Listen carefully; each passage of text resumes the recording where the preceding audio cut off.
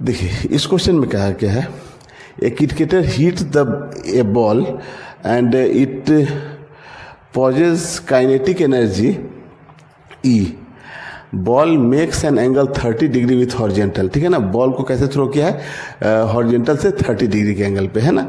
ये बॉल जो है ना हॉरिजेंटल से कुछ 30 डिग्री के एंगल से थ्रो किया गया है horizontal, then its kinetic energy at the highest point is, तो हाईएस्ट पॉइंट पे काइनेटिक एनर्जी। तो देखिए जब बॉल को थ्रो किया गया था यहाँ से, है ना, जब यहाँ से थ्रो किया गया था ना, उस समय इसकी जो वेलोसिटी थी वो ले लेते हैं कितनी है, v है ना, इसकी वेलोसिटी v है।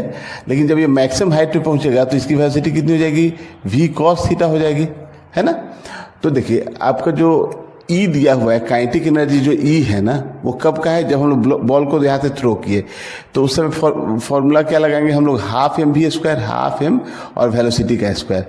जब ये मैक्सिमम हाइट पे पहुँचेगा तो मान लेते हैं उस एनर्जी को हम लोग अगर ई डैश बोल दें तो कितना हो जाएगा, हाफ एम और यहाँ पे वी कॉस थीटा का स्क्वायर, है ना। यहाँ पे जो वेलोसिटी v है तो मैक्स इसका horizontal component v cos theta, vertical v sin theta होगा।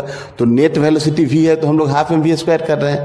लेकिन जब मैक्सिमम हाइट पे गया तो इसकी वेलोसिटी कितनी हो जाएगी, हॉरिजेंटल वेलोसिटी रह जाएगी, वर्टिकल 0 हो जाएगी। तो यहाँ v cos थीटा है तो हम लोग यहाँ पे v cos थीटा का स्क्वायर करेंगे, तो जो न्यू एनर्जी आएगी वो इतनी आएगी, तो हाफ एम और यहाँ से लिख सकते हैं वी स्क्वायर और cos स्क्वायर थीटा, है ना। तो देखिए यही तो ई है आपका, है ना। ये इसी एनर्जी को हम लोग ई बोले हैं, तो जो नया ई डैश आया वो ई डैश कितना हो जाएगा, ई, और यहाँ पे अब कॉस वैल्यू दी गई है कितने, थीटा की 30 डिग्री, तो कॉस 30 कितना होता है, √3/2, तो √3/2 का स्क्वायर करें तो कितना हो जाएगा, 3/4, है ना। तो 3, ये आंसर कितना आ गया, 3e/4।